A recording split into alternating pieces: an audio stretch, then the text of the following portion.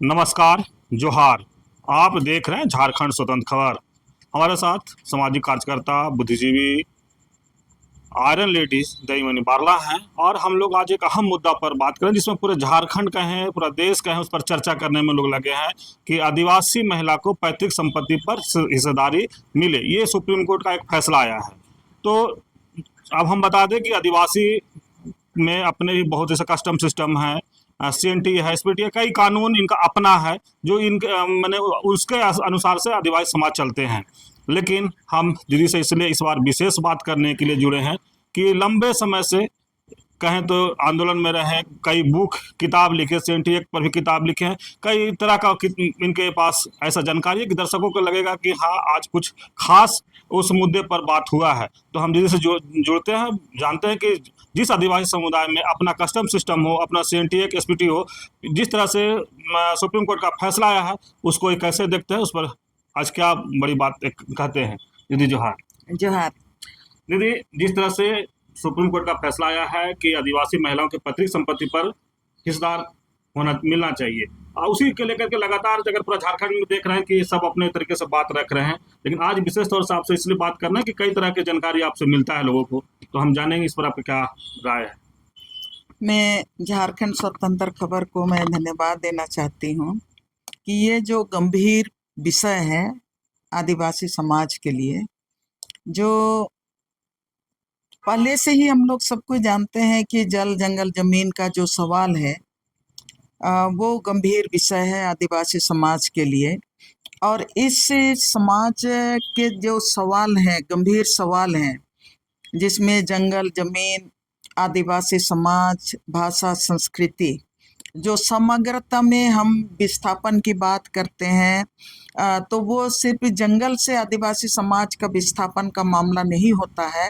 या तो आपका जमीन से विस्थापन का सवाल होता है, तो आदिवासी समाज का अपने जीविका से केवल विस्थापन होने का सवाल नहीं होता है।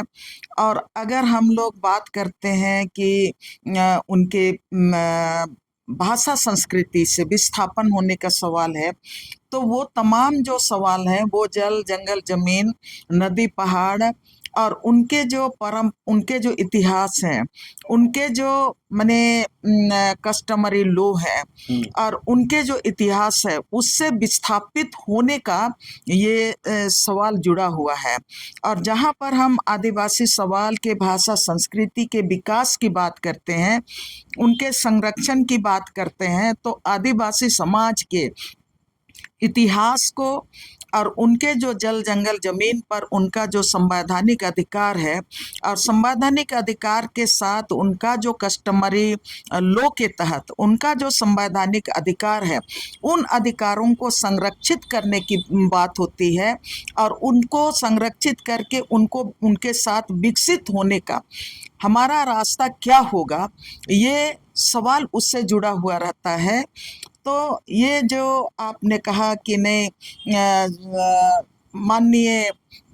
उच्चतम न्यायालय का जो फैसला आया 17 तारीख को कि आदिवासी महिलाओं को भी समानता के आधार पर, जिसमें कि भारत के संविधान का जो हवाला देते हुए कि संविधान के माने धारा 14 में जो समानता का अधिकार दिया गया है, उस अधिकार के तहत आदिवासी महिला को भी पिता की संपत्ति में अधिकार दिया जाना चाहिए। ये फैसला जो आया है, जैसे ये फैसला के बारे में सुदूर गांवों तक ये चर्चा चल रही है, तो अब आदिवासी समाज पूरी तरह से चिंतित है,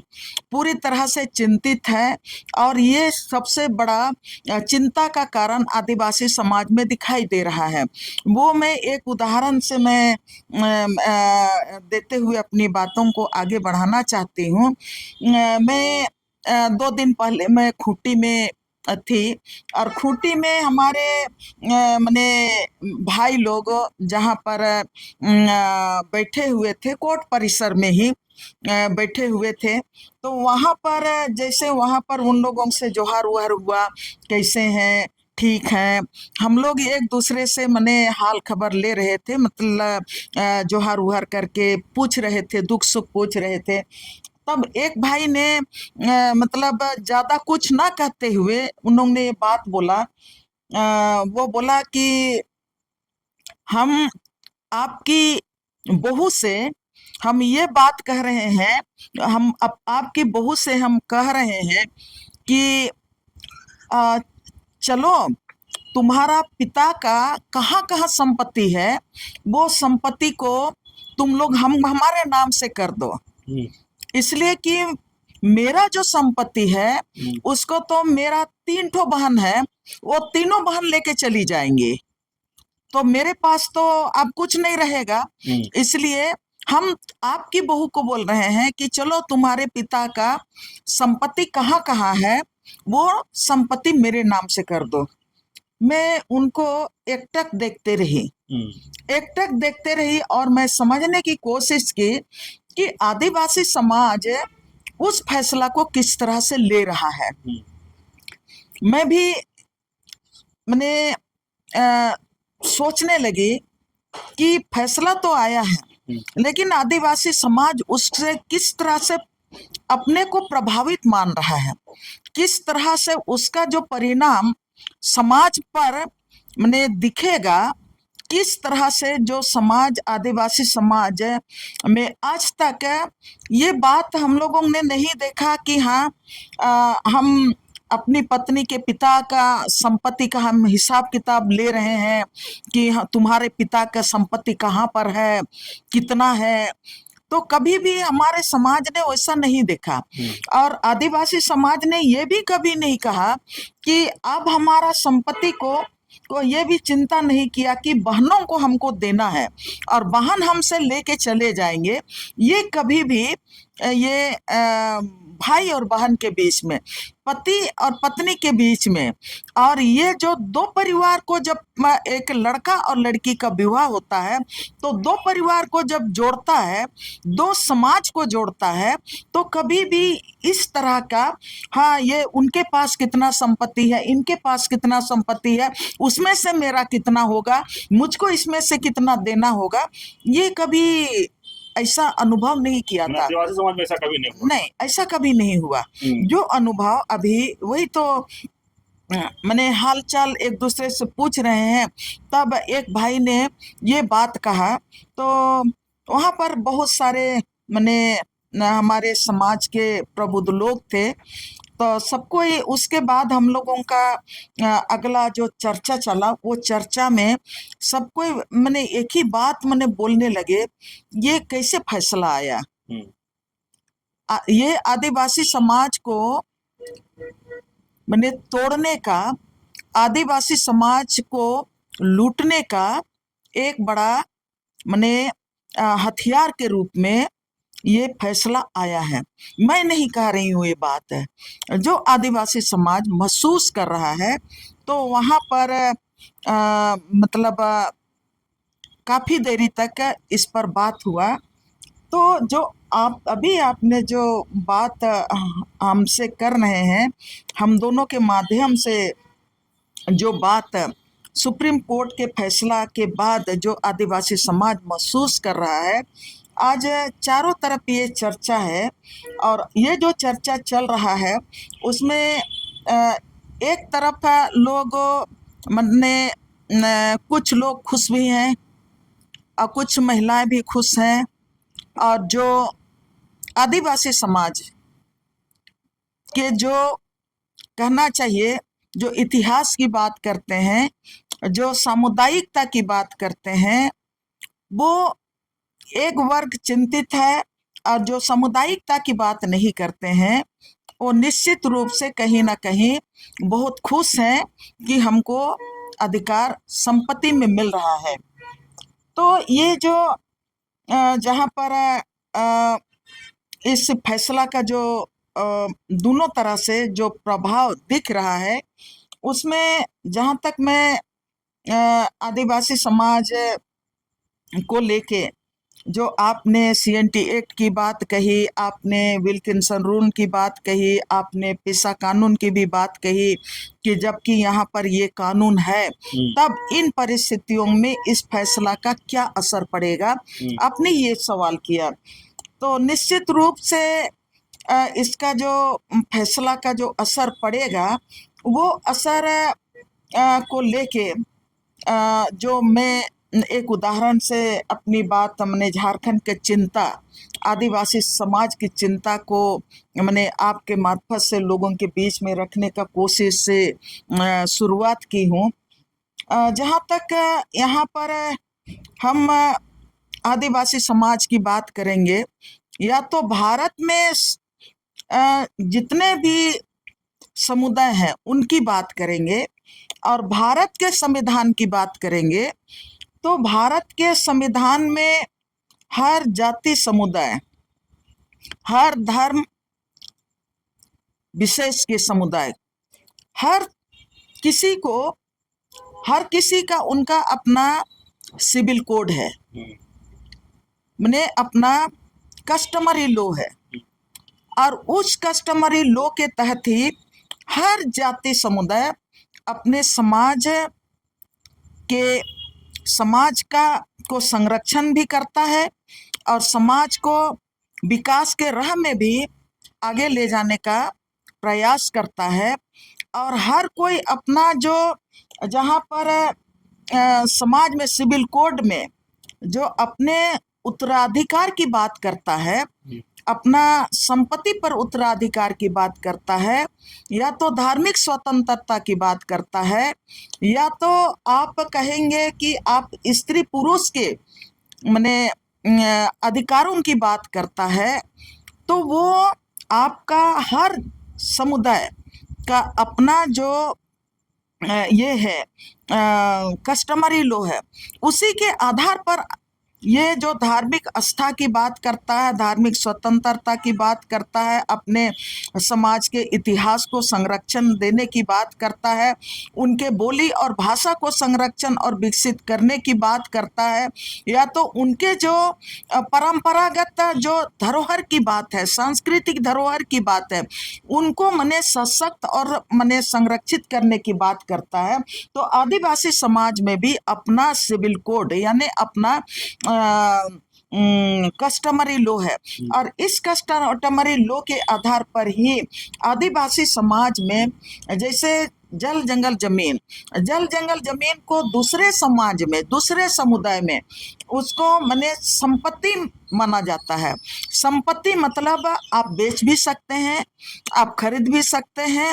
और आप संपत्ति को ट्रांसफर भी कर सकते हैं, सेलेबल भी हो सकता है ये मतलब, और वो व्यक्तिगत माना जाता है दूसरे समाज में। लेकिन आदिवासी समाज में जल जंगल जमीन को ये व्यक्तिगत संपत्ति की अवधारणा, हमारा जो आदिवासियों का जो कस्टमरी लॉ है, उस कस्टमरी लॉ में वो व्यक्तिगत संपत्ति नहीं है, और उस कस्टमरी लॉ में ये जो जल जंगल जमीन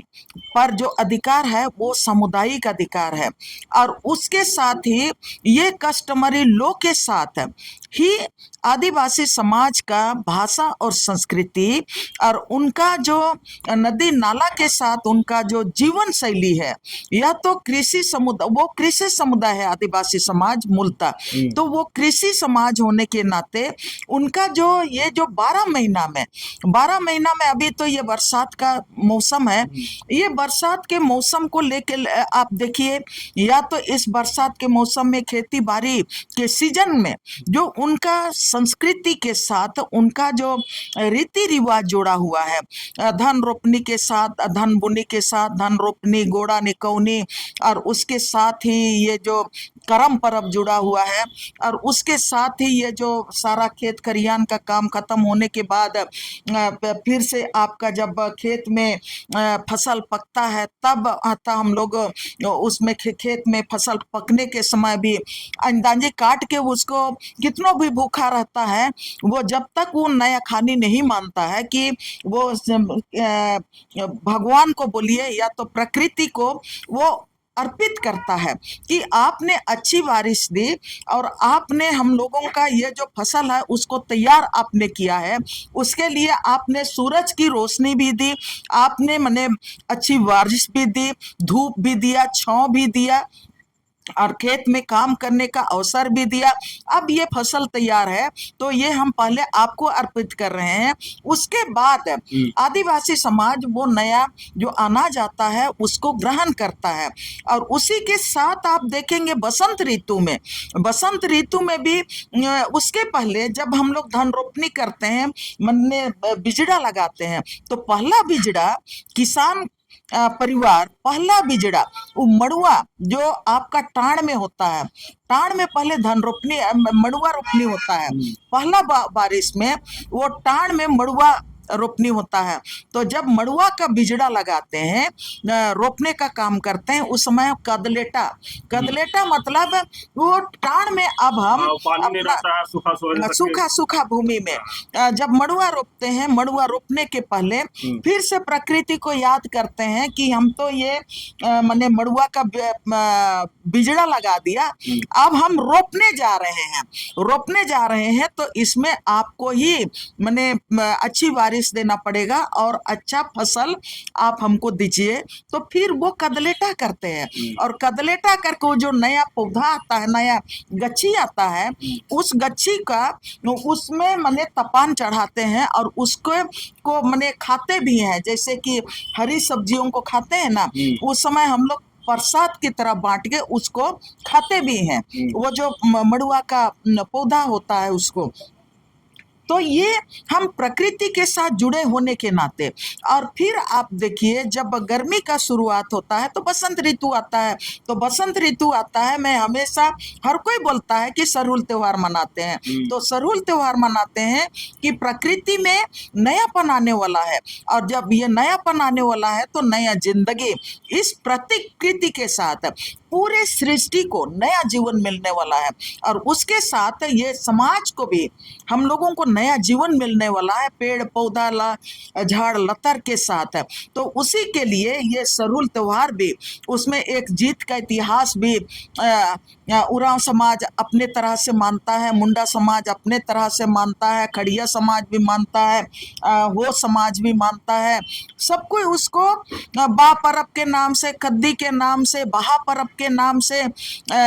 मानते हैं, अपने तरीके से मानते हैं। लेकिन वो प्रकृति का सबसे बड़ा आदिवासी समाज और प्रकृति के जीवन का, सहचर्य जीवन का ये बड़ा त्योहार मनाते हैं। तो और उसी के आधार पर ये जब हम खेत खरिहान की बात करते हैं तो आदिवासी समाज जिस तरह से जंगलों को साफ किया और गांव खेती लायक जमीन बनाया और फिर गांव को बसाया और गांव में को चलाने के लिए वो अपना माने गांव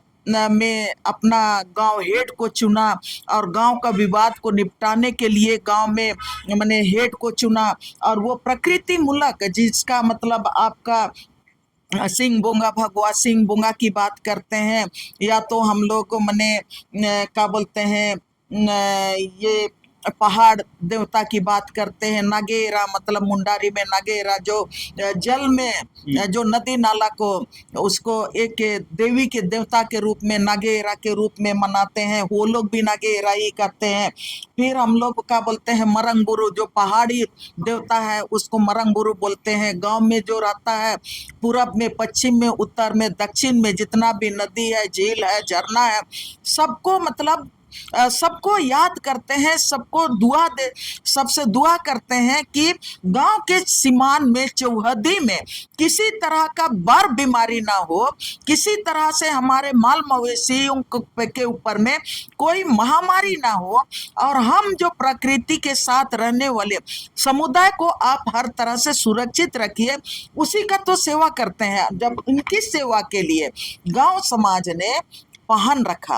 और उस पाहन रखा, पुजार रखा, महतो रखा, और उसके साथ ही ये जो माने पाहन को गांव का माने सेवा करने के लिए उनको पहनाई खेत दिया गया। और उनका जो माने उनके साथ उनका जो सहयोगी है, उन पुजार है, उनके लिए भी मैंने जमीन का हिस्सा उनका जीवन जिंदगी के लिए, जीवन यापन के लिए दिया गया। और उसी में जो मतलब पूजा अर्चना के लिए, पूजा अर्चना मतलब यो प्रकृति का पूजा के लिए, सेवा के लिए, याद करने के लिए, उनके लिए जो मैंने पाहन को इंतजाम करना पड़ता है, तो उसके लिए भूतखेता दिए। भूतखेता माने वो देवी देवताओं का पूजा अर्चना के लिए, सेवा के लिए वो खेत दिए कि ये परिवार उसका मतलब जीवन यापन भूतखेता से हो। और उसी तरह से महतोआई, उनका जो और भी सेवक हैं उनके लिए महतोआई खेत मने दिया गया। तो ये जो भूतखेत, पहनाई खेत है, भूतखेता है, महतोआई के खेत है, डाली कतारी है, ये पूरी तरह से गांव समाज जो हमारा ये कहेंगे कि हमारा जो कस्टमरी लो से जुड़ा हुआ है कि हमारा समाज का जो व्यवस्था है उस व्यवस्था के साथ ये जुड़ा हुआ है। और उसी के साथ जब यहाँ पर जमीन का जो ने व्यवस्था, बाद में जब लैंड सेटलमेंट हुआ अंग्रेजों ने, और उसका भी मैंने विरोध हुआ, सिद्धू कानू, चांद भौरा, बिरसा मुंडा, तेलंगा खड़िया, वीर बुद्धू भगत से आपका फोटो हो और आपका सिंदरा मानकी, बिंद्रा मानकी तक ये जो लैंड सेटलमेंट के खिलाफ जो लड़ाई लड़े, लेकिन अंग्रेजों को इनकी व्यवस्था को मानना पड़ा। ये लैंड सेटलमेंट में ये आदिवासियों का जो उनका क्या बोलते कस्टमरी लो जो के आधार पर जो समाज था, उस व्यवस्था को अंग्रेज पूरी तरह से खत्म करना चाहते थे। लेकिन ये जो संथाल हुल, इसीलिए संथाल हुल हुआ, या तो मुंडाओं का जो उलगुलान हुआ वो उसी मैंने पूरी तरह से खत्म करना चाहता था। उसके खिलाफ ही मैंने मुंडारी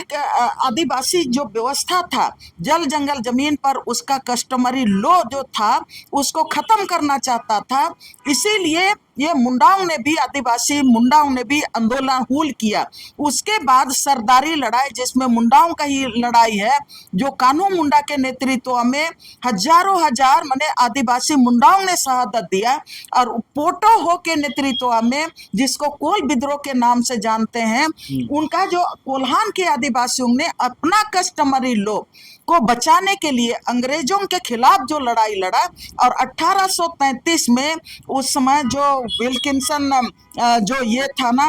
अंग्रेज कप्तान था, इनको मानना पड़ा। पूरे तरह से नहीं माना, लेकिन उनको जो मानकी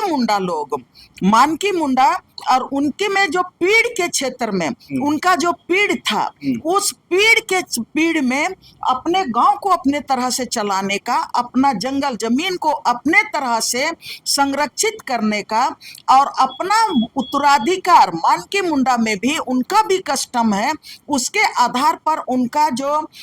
वंशानुगत उत्तराधिकार कौन होगा प्रॉपर्टी का, ये तमाम मानकी मुंडा व्यवस्था के द्वारा ही तय होता है। और उसी तरह से खड़िया में भी है, उसी तरह से उरांव में भी है। तो आज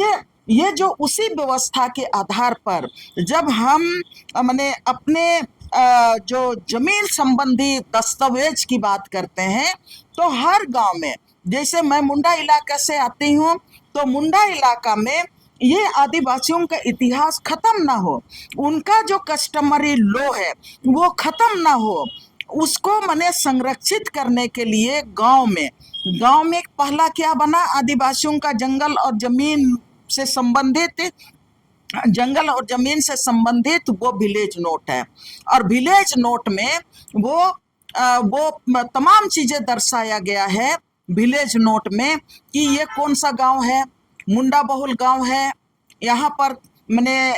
पहनाई खेत है, डाली कतारी खेत है, यहाँ पर भूतखेता है, यहाँ पर पढ़ा व्यवस्था है या नहीं है, ये तमाम चीजें वो आपका विलेज नोट में तमाम वो गांव का क्या सिस्टम है, कौन सा व्यवस्था से वो गांव संचालित हो रहा है, वो विलेज नोट में है। और उसके साथ ही गांव का जो जब जमीन की बात होती है, तो उस गांव के सीमा के भीतर जो परिवार रहते हैं, जितने परिवार हैं, उनको हम लोग वहाँ का खुटखटी परिवार है, मुंडार खूंटी क्षेत्र में खुटखटी परिवार है, और आपका उरा क्षेत्र में वो आपका भुइयारी परिवार है, भुइयारदार है। तो भुइयारदार उन्हीं को कहा जाता है जो जमीन को कोड़ के जंगल को साफ करके खेती लायक जमीन बनाया। कोड़कर भी उसी को बोलते हैं। और कष्टकार किसको कहते हैं? कष्टकार का परिभाषित करेंगे, छोटनागपुर काश्तकारी अधिनियम, खेती बाड़ी करने वाला, सृजन करने वाला, उत्पादन करने वाला। और उसमें और नीचे पर जाएंगे तो ये जो कोड़कर है ना, जमीन बंजर भूमि को कोड़ के खेती लायक जमीन बनाने वाला, बंजर भूमि को उपजाऊ जमीन बनाने वाला, वही तो काश्तकार है। तो ये जो छोटनागपुर काश्तकारी अधिनियम 1908 है, या तो संथाल परगना काश्तकारी अधिनियम 1908, या तो विल्किंसन रूल, ये हमारा कस्टमरी लॉ का ये बड़ा हमारा राइट्स का जो संवैधानिक अधिकार जो हमको भारत के संविधान में ने भी हमारा इस अधिकार को स्वीकार किया है। और ये जो अधिकार को स्वीकार किया है, तो इसमें मैं बोल रही थी कि जैसे एक गांव के सीमा में एक परिवार होता है, एक रैयत परिवार होता, माने कोड़कर परिवार होता है, या तो हम लोग कहेंगे कि जो जमीन मालिक लोग होते हैं वो खानदानी होते हैं। परिवार में मैं बरला में हूँ, आप क्या बोलते हैं लुगुन में हो, तो आप लुगुन परिवार से हैं, मैं बरला परिवार से। एक गांव में दोनों हैं, तो दोनों का अलग अलग आपका खतियान है, अलग अलग आपका खतियान के साथ हम दोनों का मुंडारी कस्टम के आधार पर हम दोनों का मुंडा समुदाय से होने के नाते कस्टम में आपका उत्तराधिकार, हम दोनों का जो संपत्ति में उत्तराधिकार कौन होगा, वो हम लोगों का आदिवासी समाज, मुंडा समाज के आधार पर उनका हमारा कस्टम के तहत हमारा वो जमीन का उत्तराधिकार माने उसके आधार पर होगा। अब रही जो खतियान में, एक तो वहां पर मान लेते हैं अरहरा गांव में बरला लोग केवल है, तो पूरा बरला गांव 60 माने आपका 7 माने मौजा का है, माने हमारा गांव अरहरा गांव 7 मौजा का है।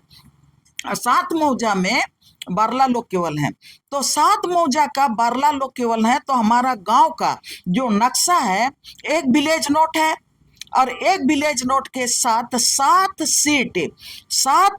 का गांव का नक्शा जो है वो 7 सीट का है। 7 सीट का जो नक्शा है उसमें जितना भी माने हम लोग जो जमीन वहाँ के जो परिवार हैं, उन परिवार का, हम लोगों का खानदान का, सबका अपना खानदान का, पूरे खानदान का एक खतियान है, पूरे खानदान का अलग अलग खानदान का एक खतियान है। तो हमारे खतियान में आज की तारीख में 9 परिवार है, हमारे खतियान में आज की तारीख में 9 परिवार हैं। तो उसी तरह से दूसरे खानदान में और कितने परिवार हैं? तो इनका जो हमारा जो अभी की तारीख में 9 परिवार हैं, उसमें हमारा दादू का दादू का दादू का दादू का नाम है, हमारा बाप तक अभी नहीं पहुंचा है, हमारा दादा बाप का बाप तक भी नहीं पहुंचा है। तो ये जो हमारा सामुदायिक अधिकार है वो उस खतियान में, और उस खतियान में आज की तारीख में 7 परिवार हैं। तो 7 परिवार उस खतियान में एक साथ हम लोग मलगुजारी रसीद देते हैं, अलग अलग नहीं देते हैं। 7 परिवार का हम लोगों का वो एक मलगुजारी रसीद हम लोग देते हैं। और जब हम लोगों का बच्चों का कास्ट सर्टिफिकेट बनता है, तो वो 7 परिवार का बच्चों का कास्ट सर्टिफिकेट वही एक रसीद से बनता है। तो ये हमारा कस्टम के अंदर में हम लोग आते हैं। इसलिए कि आदिवासी में जो सीएनटी एक्ट है, सीएनटी एक्ट में जो मतलब स्त्री और पुरुष के बारे में जो बात कहा गया है, उसमें कहा गया है कि सीएनटी एक्ट के तहत माने जो खूट माने परिवार का हेड है जो पहले से ही पुरुष होते आया है, इसलिए वो सीएनटी एक्ट के अंतर्गत भी माने वो जमीन का जो ये होगा, नाम होगा वो खतियान में जो पुरुष होते हैं उनके नाम से होता है, उनके नाम से होता है कि उसमें जो है कि महिलाएं उन्हीं के साथ है, जैसे पति के साथ पत्नी का भी उनका राइट्स होता है, लेकिन पत्नी वो जीने खाने का राइट्स होता है, पति को भी जीने खाने का राइट्स है और पत्नी को भी जीने खाने का राइट्स है। उसमें वो जो फिर जितना भी बढ़ांस होते हैं सीएनटी एक्ट में जो पुरुष जो होते हैं उनके नाम से ही अष्टे अष्टे करके, क्या पता हमारा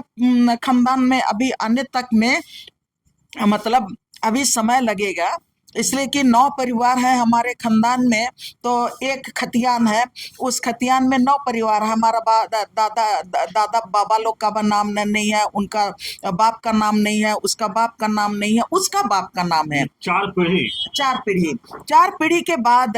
मतलब अभी हमारा परिवार चल रहा है। तो मैं ये उदाहरण दे रही हूँ कि खुटखटी मुंडारी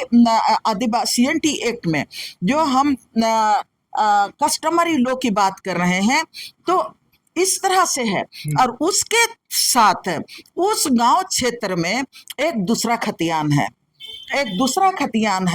और वो दूसरा खतियान है, उस दूसरा खतियान में आपका वो बड़ा सा खतियान है, मैं खतियान उसको नहीं निकालना चाह रही हूँ, लेकिन जो मैंने पहले भी इसमें अध्ययन किया, इसलिए कि जमीन कैसे बचेगा, जंगल कैसे बचेगा, आदिवासियों का सामुदायिक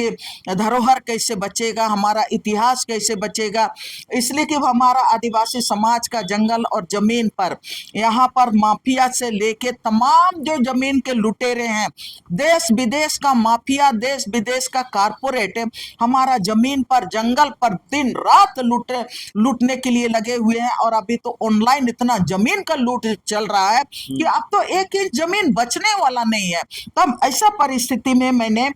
ये जो कोशिश की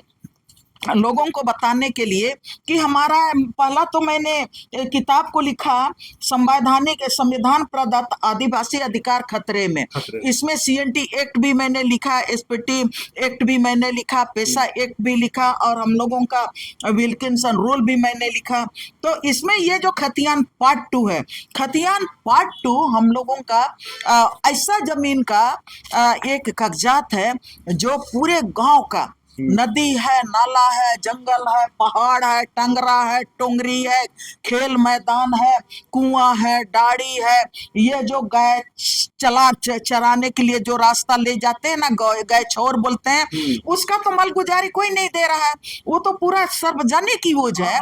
तो सार्वजनिक यूज है, इसके में ये खतियान पार्ट 2 में हमारा आता है। तो ये पूरा जमीन है, तो आपका आधा से अधिक जमीन हर गांव में आपका खतियान पार्ट 2 में है, और ये कस्टमरी लॉ में है, ये कस्टमरी लॉ में हमारा कहता है। और इसी में कहता है, ये जो हमारा खतियान पार्ट 2 में ये कहता है,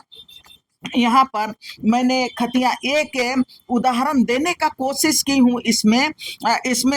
कितना आपका 13-14 कोलन होता है, और इसमें जंगल से बने लकड़ी लेने का हक किनको है, और इसमें बांस को काटने का अधिकार किनको है, घर बनाने के लिए मैंने लकड़ी लाने का, जलावन के लिए, केंदू जमा करने के लिए, महुआ जमा करने के लिए, गाय चराने के लिए, बकरी चराने के लिए, मैंने महुआ चराने के लिए, और फिर जंगल को छोपने के लिए, हर चीज का। और इसमें कहा गया है गांव एवं मौजा आजा, खतियान पार्ट 2 की बात मैं कर रही हूँ, मैं उसकी बात कर रही हूँ, मैं कस्टमरी लॉ की बात कर रही हूँ, मैं सीएनटी एक्ट की बात कर रही हूँ। तो ये सीएनटी एक्ट में ये बोलता है कि जैसे हमारे गांव में मैंने जैसे तोरपा तोरपा में डेरांग का मैं उदाहरण देना चाह रही हूँ। डेरांग का खतियान में कहता है कि इस यहाँ के डेरांग जंगल का उसमें किनका हक है, तो बोलता है कि नहीं, डेरांग जंगल में यहाँ पर आपका डेरांग लोहाजिमी का भी हक है, और डेरांग जंगल में आपका बोलता है ये पेरवा घाग वालों का भी, फटका के लोगों का भी हक है। बोलता है कि नहीं, उधर जो आपका ये गुटुहतु वालों का भी हक है। तो ये जो बोलता है, इसी तरह से गांव के एक गांव का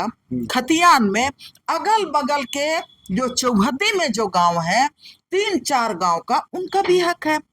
तो इसीलिए बोलता है मौजा, मौजा मने गांव के सीमा के भीतर, हाजा मौजा हाजा अगल बगल के तमाम ये जो 4-5-6 गांव है, सबका उसमें अधिकार है। तो ये CNT एक्ट कहता है, और ये CNT एक्ट की बात मैं नहीं कर रही हूँ। जो यहाँ जो CNT एक्ट के जो ज्ञाता है ना,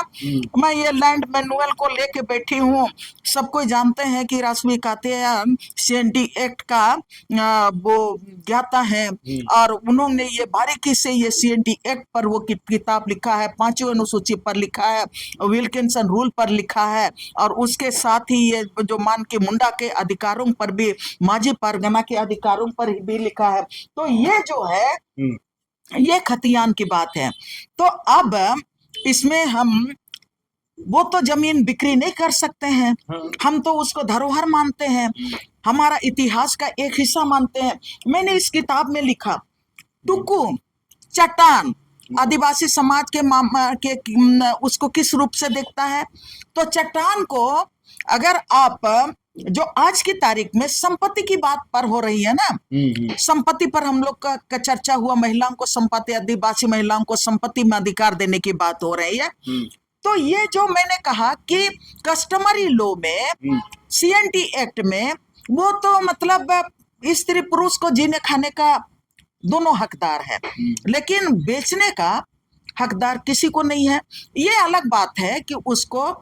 मैंने गलत तरीके से बेचने का काम लोग कर रहे हैं, और वो जहां पर शहरीकरण हो रहा है वहां पर सरकार ने मैंने CNT एक्ट को खत्म करने का काम किया, SPT एक्ट को खत्म करने का काम किया। जहां पर शहर का विस्तार हो, तो मैं आपके दर्शकों को मैं ये बताना चाहती हूँ कि जहां जहां पर CNT एक्ट को विकास के नाम पर सरकार ने खत्म करने की कोशिश की, वहां पर वो बोला कि यहाँ पर ये क्या बोलते हैं, कोल बेयरिंग एक्ट के तहत में ये यहाँ पर वो चलेगा। अब यहाँ पर जो कस्टमरी लॉ है वो खत्म हो गया। जब वहां पर शहरीकरण जो बढ़ते जा रहा है, तो CNT एक्ट, SPT एक्ट खत्म होते जा रहे हैं, जो खत्म होते जा रहा है। जब कि अभी देख लीजिए आप, एक रिंग रोड बना रांची शहर में। पहले तो रांची की राजधानी था, राजधानी बड़ा हो गया तो अब एक रिंग रोड बना। अब एक रिंग रोड के बना, अब वहां तक, उस रिंग रोड तक मैंने पूरा शहर खत्म हो गया, और रिंग रोड बनने के पहले ही वो CNT एक्ट से उनको अलग कर दिया गया। CNT एक्ट अब यहाँ पर लागू नहीं होगा। CNT एक्ट का आप दलील नहीं दे सकते हैं। अब इतना बड़ा शहर बन गया, रांची शहर के 25-30 किलोमीटर चारों ओर भर गया, रिंग रोड के भीतर में चला आया। अब सरकार को जरूरत पड़ रहा है, बोल रहा है कि नहीं, अब राज्य का विकास करना है, तो शहर का विकास हो रहा है। अब आउटर रिंग रोड बनने वाला है, सेकेंड आउटर रिंग रोड, और सेकेंड आउटर रिंग रोड के बाद और तीसरा नंबर का आउटर रिंग रोड बनेगा। तो ये जो इस रिंग रोड के बाद सेकेंड 25 किलोमीटर में जो दूसरा आउटर रिंग रोड बनेगा, उसके भीतर का CNT एक्ट खत्म होगा, और ये कोल्हान में रिंग रोड बनेगा, वहां पर वो SPT एक्ट खत्म होगा, और आपका कोल्हान में वहां पर मानकी मुंडा रूल खत्म हो जाएगा, और आपका संथाल परगना में माझी परगना खत्म हो जाएगा। और जैसे शहर का विकास हो रहा है, तो दूसरे गैर माने आदिवासी लोग वहां पर जमीन का खरीद बिक्री, लाट पाट सब अपने नाम से अब यहाँ पर रांची शहर में आदिवासी नहीं है। रांची शहर में जिस तरह से पहले से भी हम लोग हिंदी पीढ़ी को बोलते थे ना, हिंदी पीढ़ी को इंदी पीढ़ी बोलते थे, जहां पर जयपाल सिंह का बहुत बड़ा सभा होता था। अब वो आप उस इंदी पीढ़ी को खोजेंगे तो वहां पर एक भी आदिवासी भी नहीं मिलेगा। तो बहुत लोग जानते भी नहीं होंगे कहाँ पर सभा हुआ था जी। कोई नहीं जानते हैं। आप तो राज बनने के बाद आप झारखंड, हाँ हॉस्टल बन गया, उसको तो लोग बहुत लोग नहीं जानते कहाँ हॉस्टल बना हुआ है। हाँ, और वो झारखंड अलग राज का गढ़ था, आंदोलन का गढ़ था हिंदी पीढ़ी, जिसको आज हिंदी पीढ़ी बोलते हैं। और ये डुरंडा को बोलते हैं, मुंडारी में दुरंडा, माने वहां पर नदी नाला गीत गाता था। सोनरेखा नदी उधर से जाती है, तो जब नदी नाला भर जाता है तो कैसे माने गीत गाता है। रात भर आप गीत सुनिएगा, माने हड़ हड़ हड़ हड़ हड़ हर तरह का आवाज, बेंग का, ये का, तो दुरंडा बोलते थे। आज की तारीख में डुरांडा हो गया है। अब उसी तरह से अब तमाम चीजें खत्म हो रही है। अब ये कस्टमरी लॉ, तो जहां पर आउटर रिंग रोड बनेगा तो कस्टमरी लॉ खत्म हो जाएगा। अब वहां पर जमीन कोई भी ले सकता है। आपको जब कस्टमरी लॉ खत्म हो जाता है तो जमीन लूट भी सकते हैं, वहां पर बेच भी पा रहे हैं। लोग कहते हैं, सवाल करते हैं, आदिवासी समाज में तो जमीन आप लोग कहते हैं कि बेचते नहीं है, लेकिन ये जो सब जमीन बेच रहे हैं, इसी को तो रोकना है। इसी संपत्ति को, इसी तरह से जमीन का नाजायज खरीद और फरोख्त को रोकने के लिए तो हम लोग कस्टमरी की बात करते हैं और कस्टमरी लॉ का संरक्षण की बात करते हैं। तो मैं ये कह रही थी कि आदिवासी समाज में तो दूसरे समाज में चट्टान मिलता है गांव के भीतर में, तो वहां पर ठेकेदार के लिए रियल एस्टेट के लिए तो बोलेगा कि हम यहाँ पर क्या बोलते हैं, इसका मशीन लगाएंगे, वो सीमेंट बनाने वाला मशीन हम लगाएंगे और ये चट्टान से हम पत्थर को पीस के सीमेंट बनाएंगे। यह तो बोलेगा कि नहीं, इसको गिट्टी बनाएंगे, क्रेशर मशीन खोलेंगे। हाँ, क्रेशर मशीन खोलेंगे। उनके लिए वो संपत्ति हुआ। लेकिन आदिवासी समाज बोलता है कि ये हमारे इतिहास का एक हिस्सा है। तो वहां पर आदिवासी समाज धान घाटता है, धान सुखाता है, वहां पर धान काटने के बाद वहां पर दौनी करता है और वहां पर आदिवासी समाज उठता है, बैठता है। वो उनका एक धरोहर हो गया। और वो कस्टमरी लॉ में वो चट्टान भी आदिवासी समाज का सामुदायिक संपत्ति का एक हिस्सा है। अब हम लोग आते हैं इसी तरह से आपका ये आप कोल्हान में भी है। कोल्हान में भी मान की मुंडा में पीड़ होता है। पीड़ के भीतर में जितना भी माने 6 गांव 7 गांव उनके पीड़ के अंदर में आता है। और उसी तरह से आपका संथाल परगना में माझी मुंडा के अंदर में कितना गांव आता है। तो उस गांव का जमीन का रसीद लोग आज भी मानकी और मुंडा काट रहा है। और वो संथाल परगना में भी माझी और परगना काट रहा है। आप यहाँ पर चले जाइए, मुंडारी खुटखटी मुंडारी खुटखटीदार कौन है? वो जो जंगल को साफ किया और जमीन बनाया, उन्हीं के नाम से जब 1886 आसपास जब अंग्रेजों का दमन बढ़ा और टैक्स थोपने का काम किया, तब खुटी के मुंडाओं ने कहा कि हम किसी भी कीमत में तुमको टैक्स देना नहीं पसंद करते हैं, इसलिए कि ये जमीन को हमने बनाया है और ये जमीन पर हमारा अधिकार है, खुटखटी अधिकार है। जब टैक्स देना पसंद नहीं किया तो आज भी वहां पर मुंडारी खुटखटी अधिकार है और CNT एक्ट के अंतर में आता है। और उसमें भी जो मने गांव का जो हेड होगा, गांव का जो हेड होगा, मुंडा होगा, वो कई गांवों का वो जमीन का रसीद आज भी काट रहा है। लेकिन अब ये जो जिस तरह से संपत्ति की अवधारणा हो रही है, जब संपत्ति की अवधारणा हो रही है तो सरकार भी चाहता है कि मुंडारी खुटखटी का जो मने उनका जो अधिकार है, जो मने कस्टमरी लॉ में जो मुंडारी खुटखटी है, वो भी खत्म हो जाए। अब यहाँ पर सरकार घुस रही है और ये सरकार को घुसाने में जिस तरह से जो डिजिटल इंडिया के बाद सारा चीज घुस गया, जहां पर नहीं घुसना था वहां पर सारे लोग घुस रहे हैं। अब मुंडारी खुटखटी क्षेत्र में भी गैर मुंडारी खुटखटी व्यवस्था को सरकार घुसा दिया, मैंने भारतीय जनता पार्टी की सरकार ने घुसा दिया। और उसके साथ ही डिजिटल इंडिया के साथ तमाम गांव गांव में आप जहां पर माने गैर आदिवासी लोग हैं वहां पर पूरे जंगल को माने अपना कब्जा में लेके जा रहे हैं, पूरा बड़ा बड़ा घेराबंदी हो रहा है। तो गैर सीएनटी के लोग अब सीएनटी एक क्षेत्र का रातों रात मालिक बन गए। डिजिटल इंडिया में सारा चीज पंजी 2 में अपने नाम से करा लिए। तो ये क्यों हो रहा है? वो इसलिए हो रहा है कि अब लोगों को संपत्ति चाहिए, लोगों को संपत्ति मतलब नगद चाहिए, और नगद की बात जहां पर होती है तब ऐसे परिस्थिति में जहां महिलाओं को अधिकार देने की बात है तो हर जाति और समुदाय में अपना जो सिविल कोड होता है, जातीय समुदाय में हमारा संपत्ति का उत्तराधिकार कौन होगा, हर जाति में मुस्लिम लोग के आधार पर उनका अपना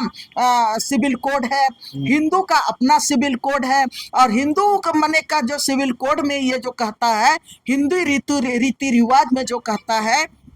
कि बेटियों को भी बेटों के बराबर पिता की संपत्ति में अधिकार होगा। और वो लोग कोई उसमें माने कानून में है, लेकिन कानून में है तो लेकिन प्रैक्टिकल में हम ये सवाल करना चाहते हैं, वो तो महिला पुरुष की समानता का बात करता है हिंदू माने ये लोग, हिंदू सिविल कानून वो बेटियों को भी पिता के संपत्ति में अधिकार देने की बात करता है, लेकिन प्रैक्टिकल में कहाँ देता है? नहीं देता है, बहुत कम परिवार देता है। आज तक मेरा इतने सारे मित्र लोग हैं, लेकिन एक परिवार को केवल मैं जानती हूँ जो अपनी बहन लोग को हिस्सा दे रहा है, एक परिवार को मैं जानती हूँ। लेकिन सवाल उठता है कि ऑलरेडी अगर हिंदू लोग के आधार पर बेटियों को संपत्ति में अधिकार है तो अधिकार महिला और पुरुष की समानता का पालन हिंदू समाज भी नहीं कर रहा है। कानून की बात कर रहे हैं, सबका अपना अपना क्या बोलते हैं कस्टमरी लॉ की बात कर रहे हैं, तो उनका लॉ के आधार पर तो तब तो मुझको लगता है कि बहुत सारा जमीन आज उनके परिवार का जमीन किसके किसके हाथ में चला जाता।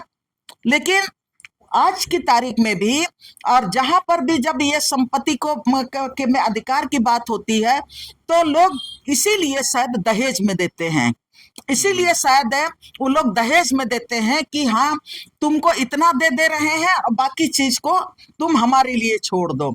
तो दहेज में जितना शादी के पहले देना है वो लोग दे देते हैं और उसके बाद बाकी चीज को वो लोग नहीं देते हैं भाई लोग। इसीलिए जब दामाद को लगता है कि हमारा ससुर का घर में तो इतना संपत्ति है, इतना जायदाद है, लेकिन हमको दहेज तो इतने ही दिया, हमको और लेना चाहिए, और लेना चाहिए, तो वो अपनी पत्नी को बोलता है कि जाओ तुम पिता से इतना मांग लो, भाई से इतना मांग लो। और जब नहीं मिलता है, नहीं ला के देती हैं, लड़की भी मतलब बहुत सोच समझ वाली होती हैं, तो लोग को लगता है कि हमारे पिता ने दहेज भी आपको दिया और फिर मांगने के लिए बोलता है। तब वो जब नहीं मानती हैं, दहेज नहीं ला पाती और दूसरा माने सामान नहीं मांग पाती हैं, तब उनको जिंदा जला दिया जाता है। तब दहेज हिंसा को रोकने की बात हम लोग करते हैं, बेटियों को जिंदा जला दिया जाता है, हर तरह से उनको प्रताड़ित किया जाता है। तब आज दहेज प्रथा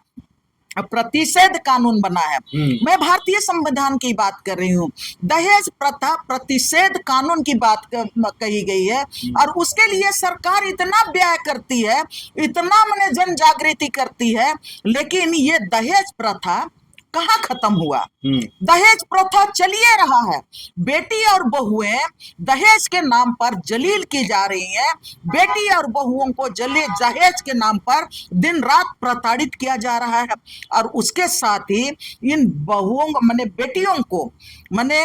मजबूत करने के लिए तो भारत के संविधान ने आपका बाल विवाह को भी रोकने के लिए कानून बनाया है, बाल विवाह प्रतिषेध कानून बनाया है। लेकिन आप देखिए हिंदू समाज में, आदिवासी समाज में, दलित समाज में, हर समाज में आज भी बाल विवाह है। उसको रोकने के लिए हमारा समाज सामूहिक रूप से भी वो सक्षम नहीं है। क्यों सक्षम नहीं है? तब ऐसे सवाल समय में ये जो आदिवासी महिलाओं को जो समानता की बात करते हैं, उनके समानता की बात, मैं सुप्रीम कोर्ट को मैं धन्यवाद देना चाहती हूँ कि हमारे समानता की बात करते हैं। लेकिन हम लोग ये समानता की भी बात करेंगे तो इसमें मुझको लगता है कि जब हमारा भारतीय संविधान ने हमको एक तरफ हम लोगों को दिया, मतलब अपना जो रूढ़ी व्यवस्था को हम लोगों को जो अधिकार दिया, या तो हम कहेंगे कि हमारा ये जो रूढ़ी व्यवस्था ही कहेंगे, हमारा कस्टमरी लॉ को भारत के संविधान ने वो अधिकार दिया। और वो अधिकार भारत के संविधान में अनुच्छेद 244(1) भारत के संविधान के ये जो अनुच्छेद 244(1) में जो कहता है, 44 में कहता है, वो क्या कहता है? वो कहता है अनुसूचित क्षेत्र के अनुसूचित जनजातियों के प्रशासन और नियंत्रण के बारे में, उनकी रूढ़ी व्यवस्थाओं के बारे में, उनके जो रूढ़ी व्यवस्था में जो अधिकार हैं उनके बारे में, जिसको हम लोग कहते हैं पेशा कानून। ये भारत का संविधान की बात मैं कर रही हूँ, ये पेशा कानून। और पेशा कानून में रूढ़ी व्यवस्था भारत के संविधान में जो जिस मैंने कस्टमरी लॉ की बात कर रहे हैं, आदिवासी कस्टमरी लॉ को ये भारत के संविधान के आपका अध्याय 244 में वो कहता है कि अनुसूचित जनजाति अपने रूढ़ी पद्धति के आधार पर उनको जीने का प्राकृतिक संसाधनों को संरक्षित और नियंत्रित करने का अधिकार है। और पेशा कानून ने 23 बड़े हम लोगों को, गांव के लोगों को अधिकार दिया है, अब ग्राम सभा को अधिकार दिया है।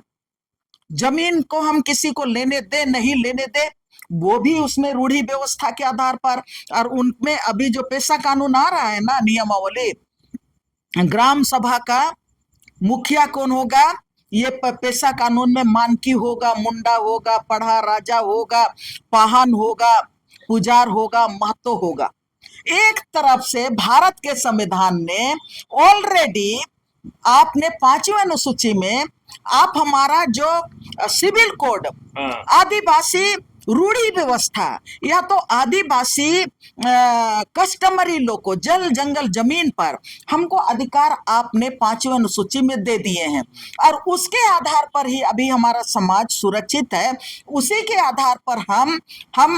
मुंडारी खुटखटी की भी बात कर रहे हैं, उसी के आधार पर हम CNT एक्ट की भी बात कर रहे हैं, उसी के आधार पर विल्किंसन रूल की बात कर रहे हैं, उसी के आधार पर हम आपका पढ़ा व्यवस्था की बात कर रहे हैं, माझी परगना व्यवस्था की बात कर रहे हैं। और उसी के आधार पर ये हमारा जो क्या बोलते हैं, हमारा संपत्ति में, पिता की संपत्ति में उत्तराधिकार वही तय करता है। तब हम माननीय उच्चतम न्यायालय ने जो बात बोली है, तो निश्चित रूप से इससे आदिवासी समाज का जो उनका जो 5वीं अनुसूची का जो व्यवस्था है, उनका जो सिविल कोड है या तो कस्टमरी लॉ है, वो कस्टमरी लॉ पर आ जाएगा और उसमें उसको कमजोर हो जाएगा। और उसके साथ ही पारिवारिक कलह बढ़ेगा, भाई बहन में कलह बढ़ेगा, आदिवासी भाषा और जो सामुदायिकता है वो टूटेगा। आदिवासी समाज में जिस सामुदायिक धरोहर की बात की जाती है, वो धरोहर, सामुदायिक धरोहर का जो ये है आपका मान्यता है, वो मान्यता खत्म हो जाएगा। और उसी के साथ आप देखेंगे कि जहाँ पर हम ये जो है हमारा जो गैर आदिवासी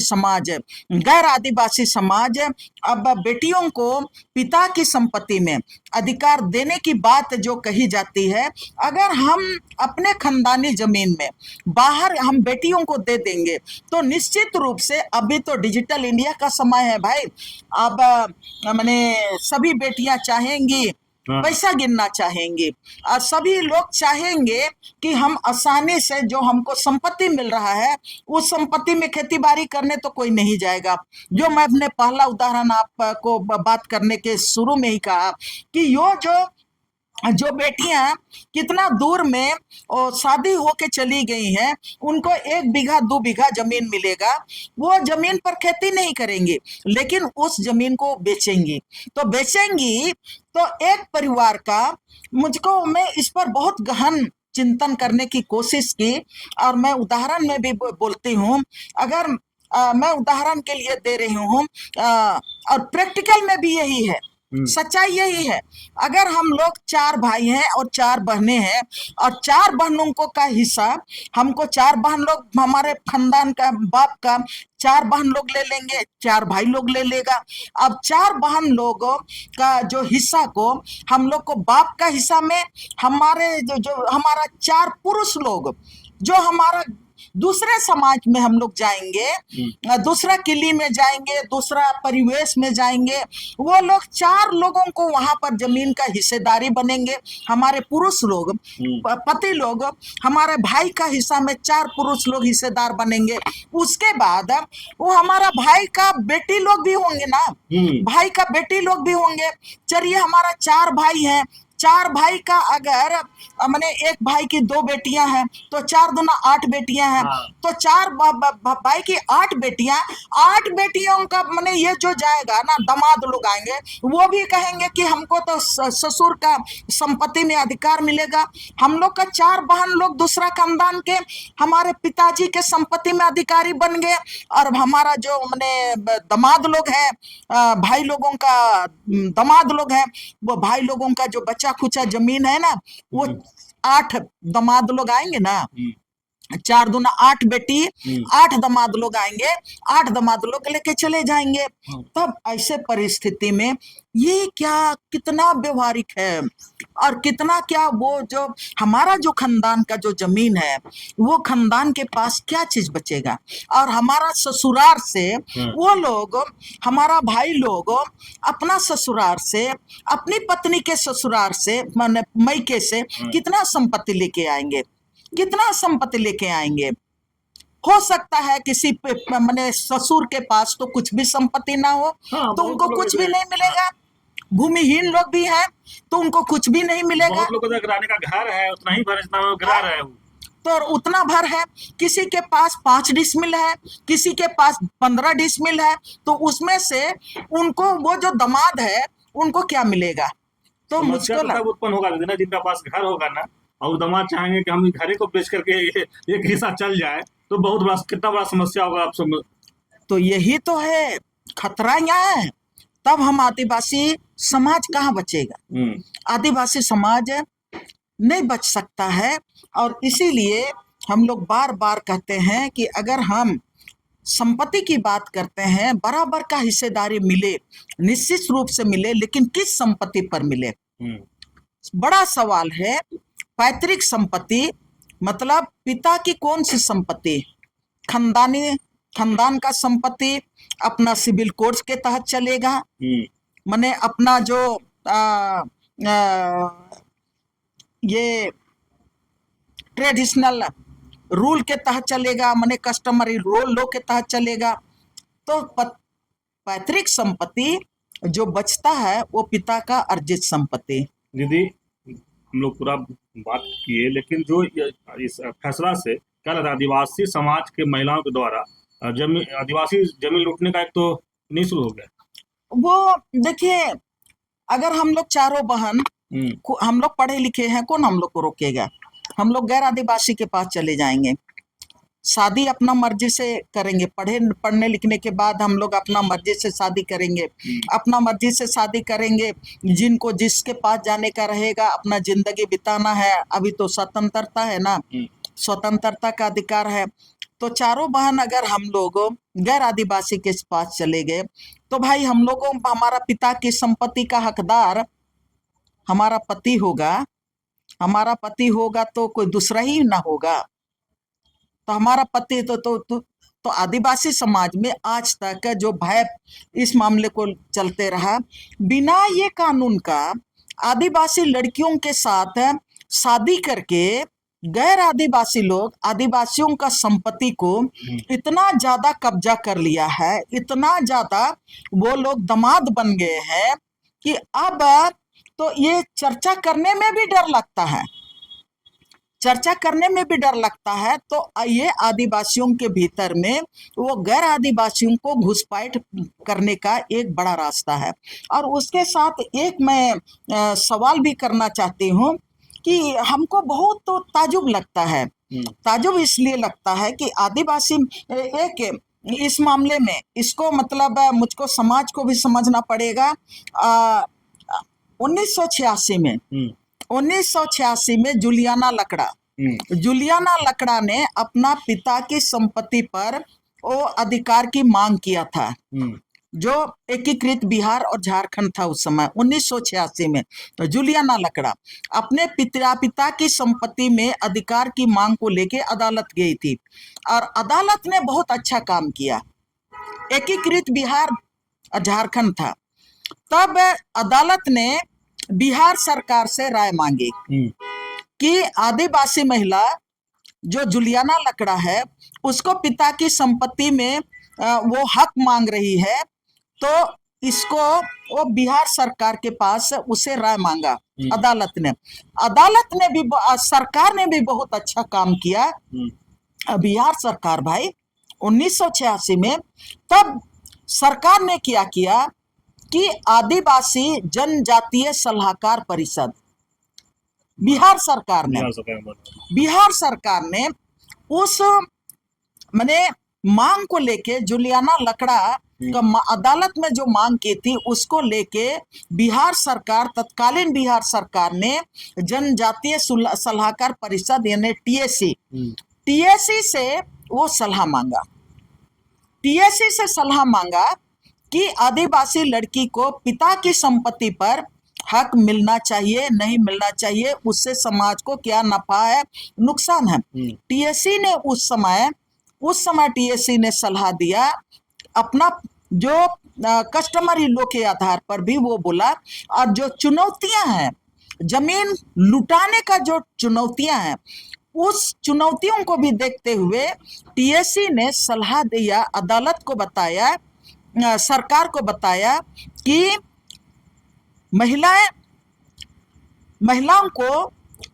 पिता के संपत्ति पर अधिकार देने से जमीन सुरक्षित नहीं रख सकता है। और ये सरकार को जब टीएसी ने ये सुझाव दिया और इसी सुझाव के आधार पर जुलियाना लकड़ा का याचिका खारिज हो गया था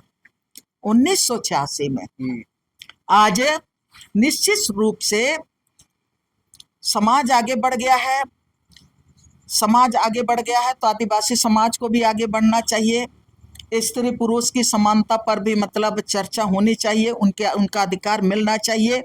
लेकिन इसमें जो फैसला आया है उस फैसला में माननीय न्यायालय को भी करना क्या चाहिए था, या तो अभी भी आदिवासी समाज से, तमाम आदिवासी समाज से, या और एक फैसला सिर्फ झारखंड के आदिवासियों का के महिलाओं का नहीं है, ये 13 करोड़ आदिवासी समुदाय का सवाल है, उनके भाषा और संस्कृति का सवाल है, उनके कस्टमरी लॉ का सवाल है, उनके संवैधानिक अधिकार का सवाल है। ऐसे परिस्थिति में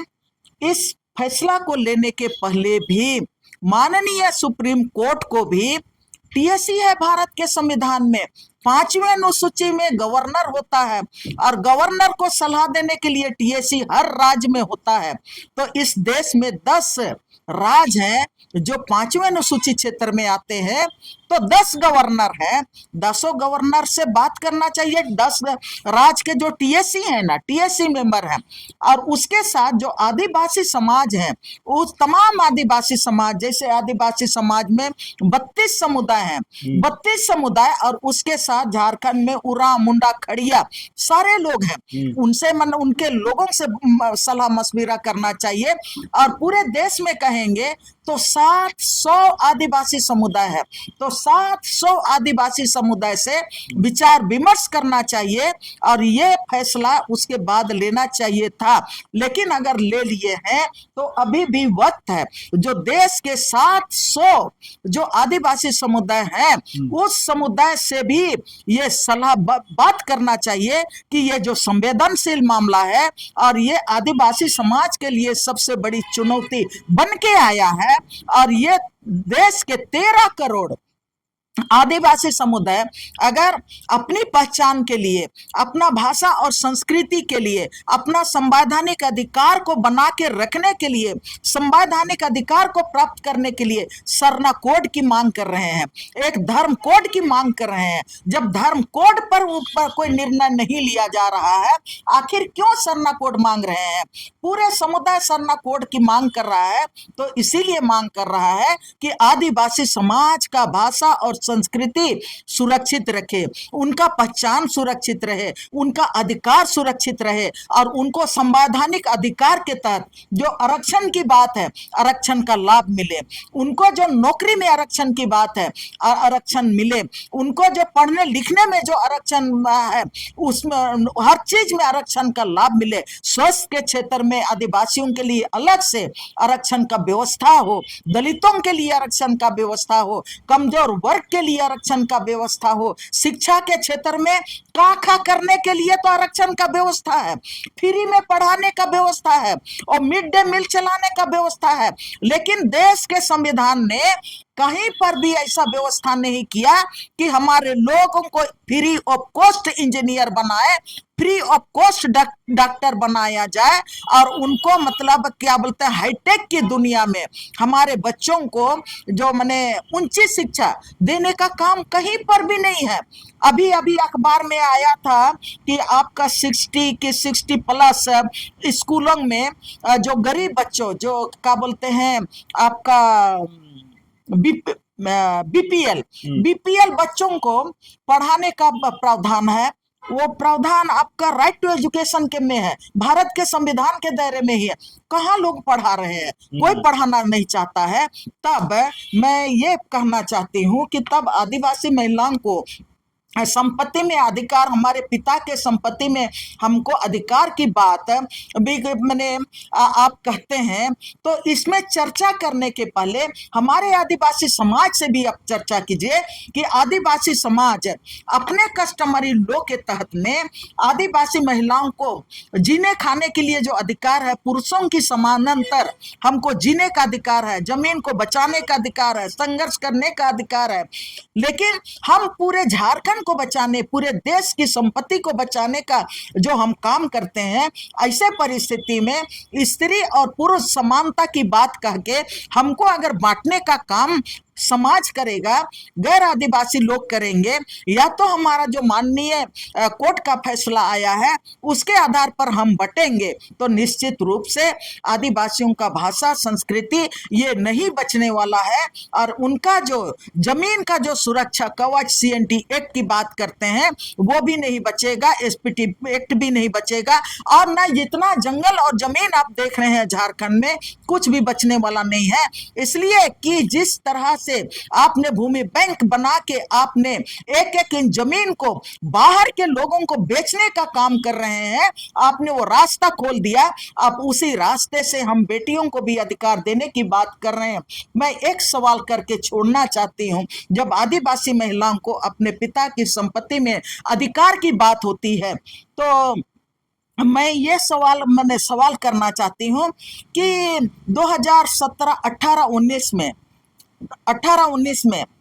केंद्र की सरकार ने ये व्यवस्था पहले ही कर दिया है कि आदिवासी समाज में बेटियों को कैसे घुसाया जाए, उनका संपत्ति कैसे लिया जाए। तो इसीलिए आदिवासी बेटियों का जो भी कास्ट सर्टिफिकेट बनता है ना, पति का घर में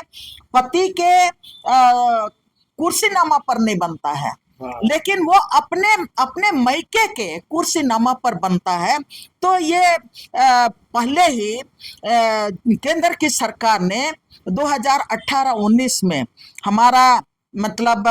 प्रगतिशील सरकार ने मोदी सरकार ने पहले ही ये व्यवस्था करके रख दिया है कि माने आदिवासी महिलाओं का अब उनका जात नहीं बदलना चाहिए, उनका जात नहीं बदलना चाहिए,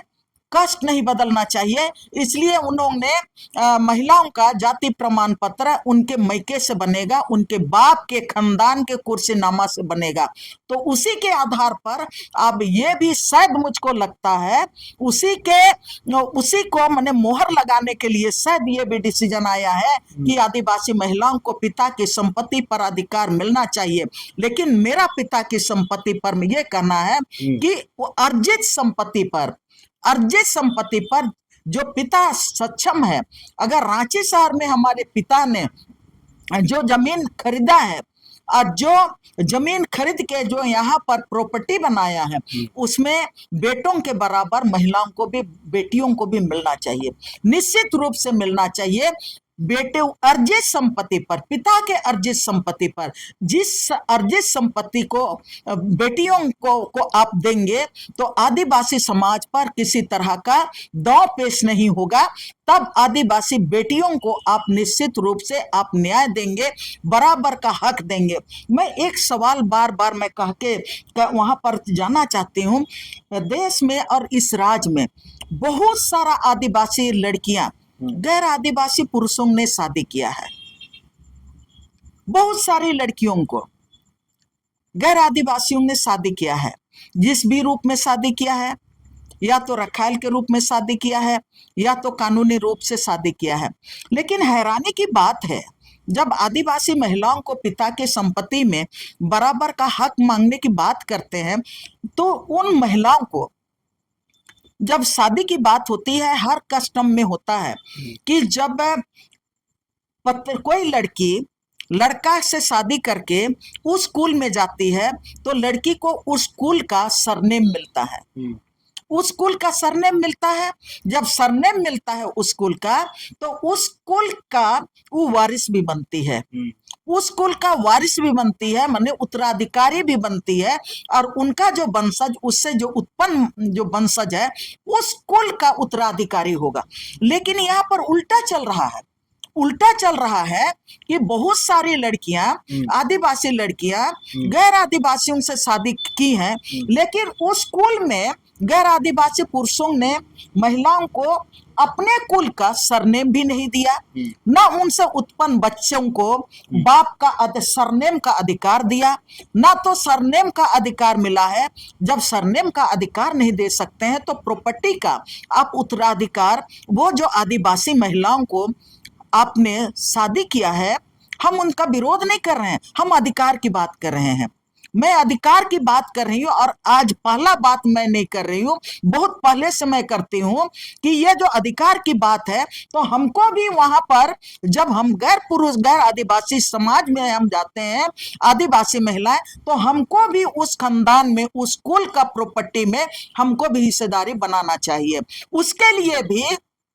सबको को लड़ना चाहिए। और ये बड़ा सवाल है कि आखिर उस पर चर्चा क्यों नहीं होती है।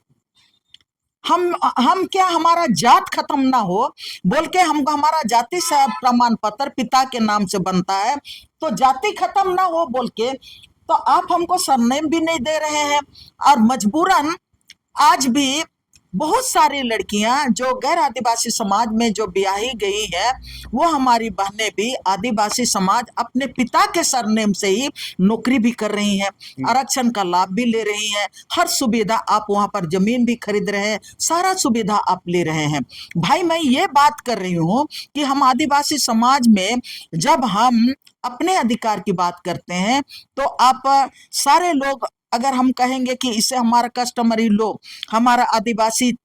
अधिकार खत्म होगा, हमारा एकता खत्म होगा, तब सारे लोग हम पर हावी हो जाते हैं। हमको तब बोलेंगे कि नहीं, ये बैकवर्ड सोच की हैं, ये महिला विरोधी हैं, ये आदिवासी समाज में महिलाओं को अधिकार ये लोग नहीं देना चाहते हैं। लेकिन हमारी बहनें आपके पास जाती हैं तो आपसे भी हमको गुहार करते हैं कि आपका भी कस्टम है, उस कस्टम में हमारी भी बहनें बहुत गई हैं, उनको भी आप अपने प्रॉपर्टी में, अपने पिता के प्रॉपर्टी में आपको भी हिस्सेदारी देने का अधिकार है। ना कि आप हम उस लड़की को हमारे पिता के माने हिस्सा में केवल प्रॉपर्टी में केवल आप अधिकार मांगिएगा, ऐसा तो नहीं चलेगा। न्याय तब होता है समाज का जब हम सब तरफ न्याय की बात करते हैं और सब तरफ जस्टिस की बात करते हैं। तो जस्टिस तब हमको मिलेगा जब हम हर स्तर पर, शिक्षा के स्तर पर, स्वास्थ्य के स्तर पर, नौकरी के स्तर पर, राजनीति के स्तर पर भी महिलाओं को क्यों नहीं मिलता है। और ये जो आरक्षण की मांग, राजनीति में महिलाओं को आरक्षण देने की मांग इतने लंबे समय से हो रही है। हम लोग तो राज बनने के पहले से भी आरक्षण की मांग कर रहे हैं, और हम लोग ये बात बोलते हैं कि आप यहाँ पर 81 विधानसभा में 40 महिलाओं को माने विधानसभा में आरक्षण मिलना चाहिए, 40 सीट आरक्षित होना चाहिए। कोई हम लोगों को आरक्षण नहीं देना चाहता है। तब ना समाज मजबूत होगा, तब राजनीति रूप में भी आदिवासी समाज मजबूत होगा। हम बराबरी के हकदार तभी हो सकते हैं। लेकिन इस पर ना तो हमारा विधायिका, न्यायपालिका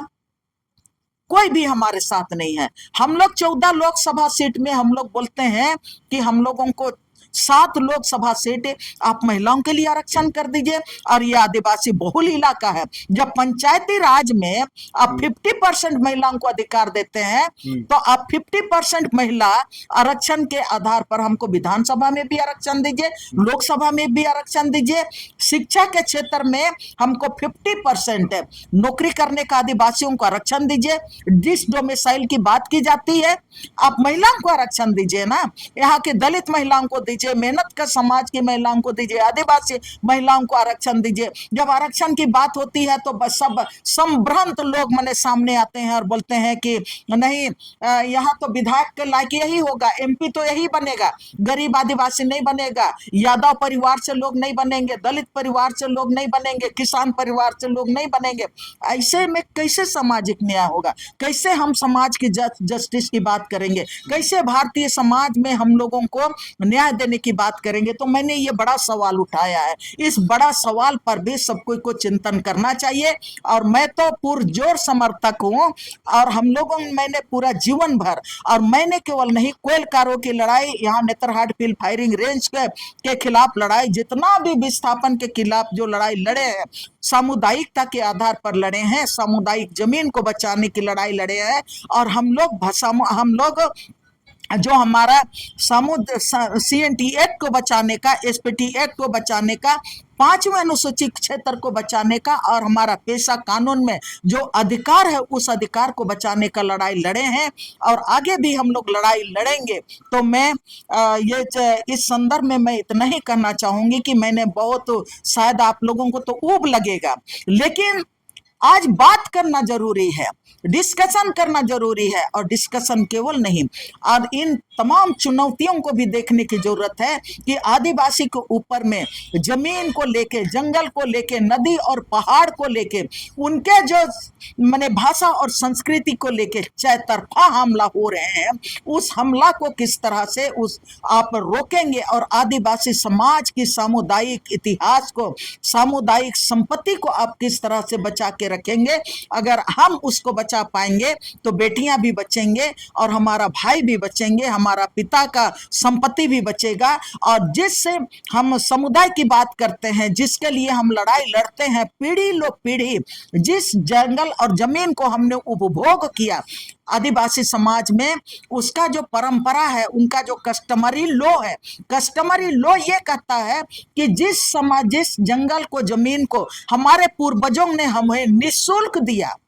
निःशुल्क दिया, और हम जिसको एंजॉय कर रहे हैं, जिससे हमारा जीविका चल रहा है, और जहां पर शुद्ध भोजन मिल रहा है, शुद्ध हवा मिल रहा है, शुद्ध पानी मिल रहा है, उसका एंजॉय हमारे आने वाला पीढ़ी किस तरह से करे, उसको, हमको संपत्ति को सुरक्षित, हम आने वाला पीढ़ी के लिए हम सुरक्षित उनको हैंड ओवर करें। यही हमारा इतिहास है, यही हमारा परंपरा है, और यही हमारा संस्कृति का हिस्सा है। वो कैसे बचेगा, उस पर सबको को मंथन करने की जरूरत है। चलिए, अभी आप सुन रहे थे आर्यन लेडीज दैनिक बारला की बात। और जिस तरह से बहुत कोशिश किए कि आदिवासी समाज को समझाने के लिए करके, या जिस तरह से सुप्रीम कोर्ट के जो फैसला है कि आदिवासी महिला को पैतृक संपत्ति में हिस्सा मिलना चाहिए, उस पर भी कई उदाहरण दे करके समझाने की कोशिश किए कि हम लोग 4 भाई हैं, 4 बहन हैं, फिर भाई का भी बेटी होगा, फिर हम लोग हैं। तो इस तरह से इनका एक तरह से कहना था कि आदिवासी ज़मीन को कहीं न कहीं ये लूट का एक षड्यंत्र कहें, या जिस तरह से कहें कि एक बनाया जा रहा है। और इससे पहले भी कहें कि बीजेपी सरकार इससे पहले भी लाया था, लेकिन उस समय नहीं, गैर आदिवासी